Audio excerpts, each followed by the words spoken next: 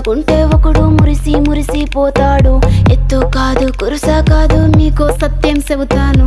అందిన ద్రాక్ష తీపి మీకు మీ మగ బుద్ధి వంకర బుద్ధి. అంటావా మావా అంటావా మావా అంటావా మావా అంటావా మావా. బొద్దు బొద్దుకుంటే ఒకడు ముద్దుగున్నావంటాడు. సన్నం గుంటే ఒకడు సరదా పడిపోతుంటాడు. బొద్దు కాదు సన్నం కాదు వంపు సంపు కాదండి. ఒంటిగా సిక్కామంటే చాలు మీ మగ బుద్ధి వంకర బుద్ధి. అంటావా మావా అంటావా మావా.